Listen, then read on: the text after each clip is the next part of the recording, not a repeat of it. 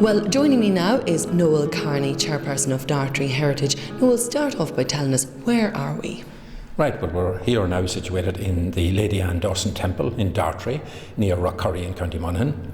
And this is a temple of love, really, a temple built by her husband, Thomas Dawson, the first Earl of Dartrey.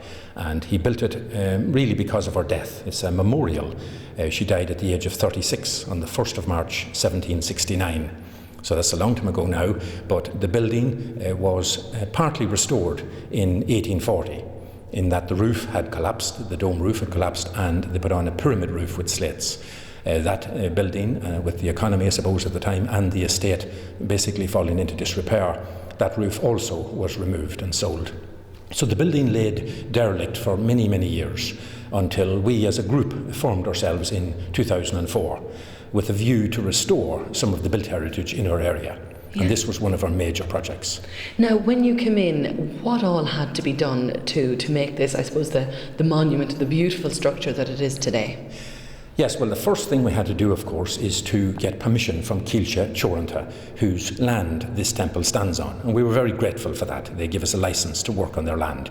Because it is surrounded by trees. We're in a lovely, beautiful wooded area at the moment. That's right. We're situated here on Black Island, and we're on the crest of Black Island. Black Island is a kidney-shaped island with a lovely metal bridge to come to it.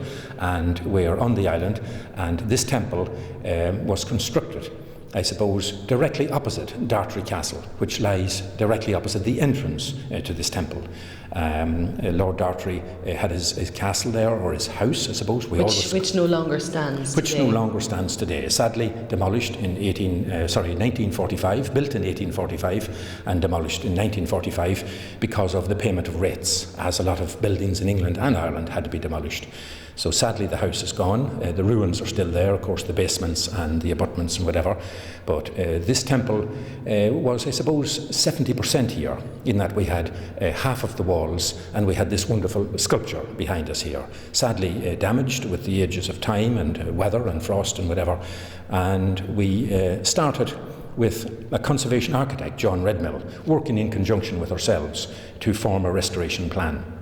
And that plan involved taking the walls down to a structural level, rebuilding them with the same bricks using lime mortar, and building up to a wall plate level. And then, of course, we got a design for a dome, which is wooden laminated beams, and we formed the dome and put the roof on. Let's talk about the two figurines and I suppose the sculpture here behind you. What have we there? What we have is a huge, referred to as a huge monument or a sculptural group. It's all in Carrara marble. It's one of the finest, I suppose, sculptural groups in Ireland. There's only a few of these in the whole of Ireland, and this one now has just been restored. So what we have basically is a commemorative scene. It's like a resurrection. The angel that's literally almost flying in midair has appeared to Lord Dartrey. I suppose with the gestures of the hands and whatever, it's basically saying your wife is going to heaven and you will follow. That's the theme we can take from it. We don't have any real written detail of what the owner of the estate, Thomas Dawson, or indeed the sculptor, Joseph Wilton, really intended. But that's what we interpret from it. We know it's an angel because of the wings. Some people say it's a female angel, some people say it's male. It's very difficult to determine that. But we have this wonderful scene, I suppose, and the experts have described it that the angel is with ease and it's literally hanging in midair. And that was a huge problem for us when we came to restore it. Now, I suppose interestingly, which made your job harder, Noel, as somebody who's trying to restore a beautiful monument, some of the limbs were missing, and some of the parts of the sculpture itself were missing. Tell us what wasn't here when you got here.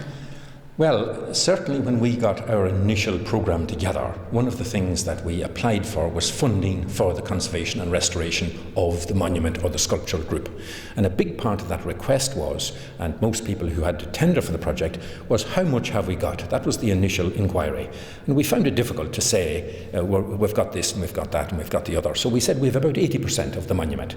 So we were missing quite a few, I suppose, detailed pieces. What were you missing? We're missing half hands, feet, Lord Dartrey's head, the angel's head, pieces of the wing. And these were all pieces that could be easily carried off by people who collected souvenirs or whatever, and people who perhaps wanted a memento of this temple. Because remember, it was in ruins, it didn't have a door, it was neglected for many years. So we had to interpret, and we're very lucky to have found a photograph taken in 1915, a black and white photograph, somewhat decayed and damaged, but we were able to interpret what the position was of the missing pieces.